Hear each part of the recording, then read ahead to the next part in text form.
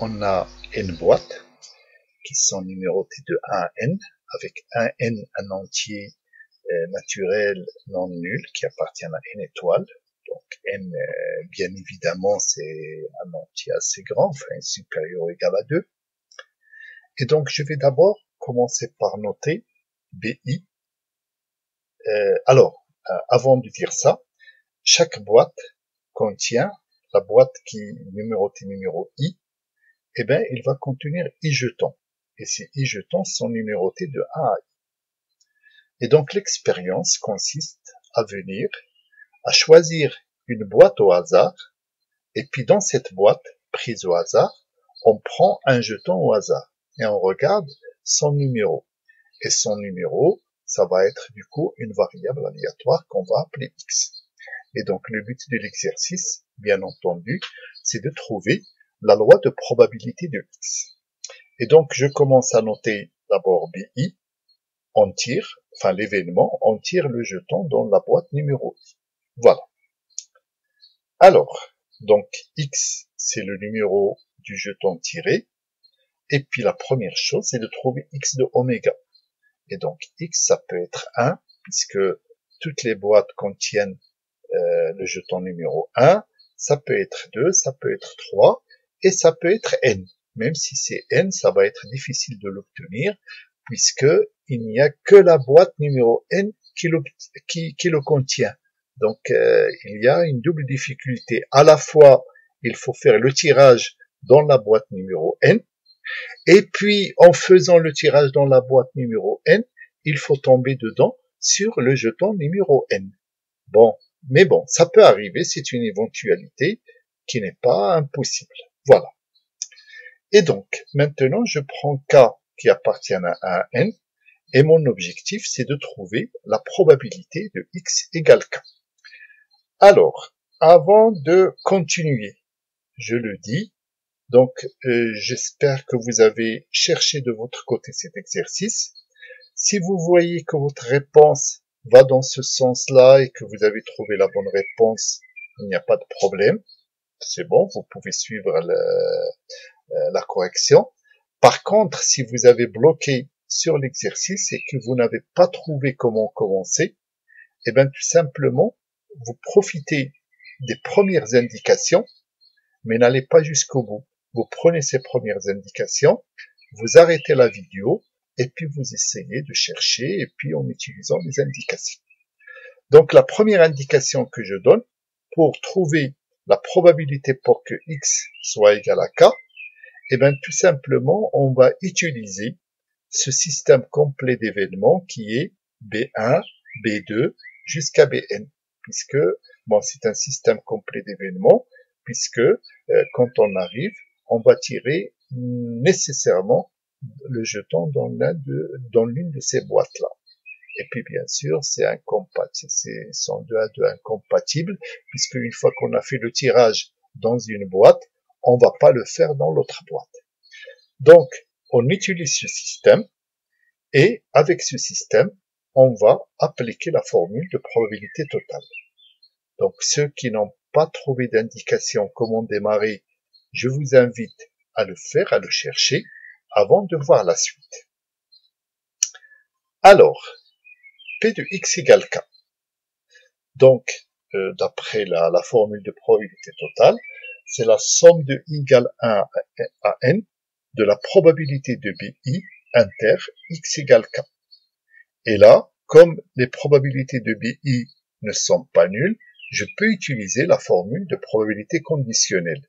Donc, cette probabilité-là, je peux la remplacer par la probabilité de BI multipliée par la probabilité de X égale K, sachant BI. Alors, pour le moment, ceux qui ont bloqué, vous avez ça comme deuxième indication, et donc, vous pouvez vous arrêter à ce niveau-là pour continuer la recherche de manière autonome. OK? Allez, je continue. Alors, moi, ce qui me manque, il me manque d'un côté la probabilité de BI, mais là, comme on choisit une boîte sur les n boîtes au hasard, la probabilité de BI, ça sera 1 sur n. là, on a affaire à une loi uniforme. Il y a une équiprobabilité entre les boîtes. Par contre, la probabilité de x égale k, sachant BI, eh bien, tout dépend de la valeur relative de k et de i. Si k est strictement supérieur à i, eh bien, ce sera impossible. Pourquoi? Parce qu'on a dit que la boîte numéro i contient des jetons numérotés de 1 jusqu'à jusqu'à i. Et donc, si k est strictement supérieur à i, ben, ça sera 0. Par contre, si k, il est compris entre 1 et i, eh ben, ça sera 1 sur i, puisque là aussi, ça sera équiprobable. On a i jetons, il n'y a qu'un seul jeton qui porte le numéro k. Voilà. Et donc, je remplace dans l'expression et j'obtiens probabilité de x égale k est égale à 1 sur n que je peux sortir de la somme. Et puis ma somme, c'est i égale k jusqu'à n. Alors, bien sûr, j'ai commencé à k et non pas à 1, puisque de 1 à k moins 1, la probabilité est nulle. Enfin, cette probabilité conditionnelle est nulle. Et donc, ça va donner 1 sur n. Voilà. Et là, cette loi, je ne peux pas la transformer parce que je n'ai pas malheureusement de formule qui me donne la somme des inverses des premiers entiers. Donc, ça va rester comme ça. C'est la loi de probabilité. Alors, par exemple, si vous voulez calculer P de x égale, je ne sais pas moi, je veux 4, eh ben, ça sera 1 sur n fois 1 sur 4 plus 1 sur 5 plus 1 sur 6 jusqu'à plus 1 sur n. Et voilà. OK. Alors après, on me demande de calculer l'espérance de x. Et donc là aussi, je vous montre que la première ligne. Comme ça, si vous avez bloqué sur cette question, avec l'indication que je vais vous donner, vous allez essayer de chercher de manière autonome. Donc je rappelle, c'est quoi la définition de l'espérance? C'est la somme de k égale 1 jusqu'à n de k fois la probabilité de x égale k. Et là, la probabilité de x égale k, je peux la remplacer par son expression. Donc, du coup, je vais me trouver avec une double somme. Donc, 1 sur n, somme de k égale 1 jusqu'à n de k fois la somme de i égale k jusqu'à n de 1 sur i. Alors, bien sûr, le calcul de cette double somme paraît pour le moment mission impossible. Mais je pense que ça doit vous rappeler quelque chose qu'on a fait dans le chapitre sur le calcul des sommes. Puisque vous voyez ici le k va de 1 jusqu'à n et le i va de k jusqu'à n. Donc, si je résume ça, je peux dire, bon, il y a le 1 sur n, et là, je peux faire une seule somme. Alors, avec d'abord le 1, et puis après le k, et après le i, et après le n. Donc, de k sur i. Donc, voilà. Alors, moi, pour calculer comme ça, pour présenter comme ça, qu'est-ce que j'ai fait? J'ai caché d'abord le i, et donc, ça me fait la première somme pour k qui va de 1 jusqu'à n. Et puis après, quand j'ai soulevé pour le i, je vois qu'il va de k jusqu'à n.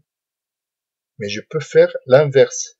C'est-à-dire, au lieu de cacher d'abord le i, alors je vous le dis oralement, vous allez essayer de le faire, comme ça, pour bien mémoriser la méthode. Et puis après, vous regardez la correction par la suite. Cette fois-ci, au lieu de cacher le i, je cache le k. Et donc, quand je cache le k, j'ai d'abord une somme pour i allant de 1 jusqu'à n. Et puis après, j'ai une deuxième somme pour k allant de 1 jusqu'à i.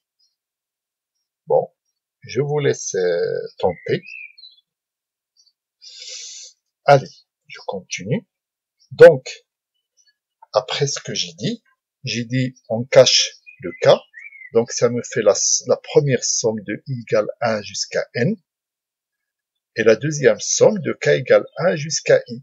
Et du coup, le 1 sur i, comme cette deuxième somme ne dépend pas de k, enfin, ne dépend que de k, le 1 sur i, je peux le sortir à ce niveau-là.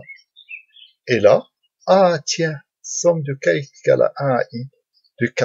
Ça veut dire c'est 1 plus 2 plus 3 jusqu'à i. Et là, c'est une somme connue, ça fait i facteur de i plus 1 sur 2. Et du coup, ce i qui me donnait des cauchemars parce qu'il est au dénominateur, eh ben tout simplement, je vais m'en débarrasser. I. Voilà.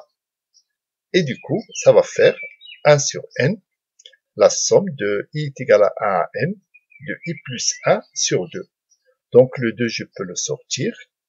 La première somme égale 1 à n de i, ça c'est une somme classique. C'est n, alors, pardon, c'est n. Donc je redis, ici le 2, je peux le sortir, donc ça me fait 1 sur 2n. Et j'ai la somme de i égale 1 à n de i, ça c'est une somme classique, c'est n facteur de n plus 1 sur 2. Et puis après, la somme de i égale 1 à n de 1, ça me fait n. Et donc du coup, en simplifiant, j'obtiens e de x est égal à n plus 3 sur 4.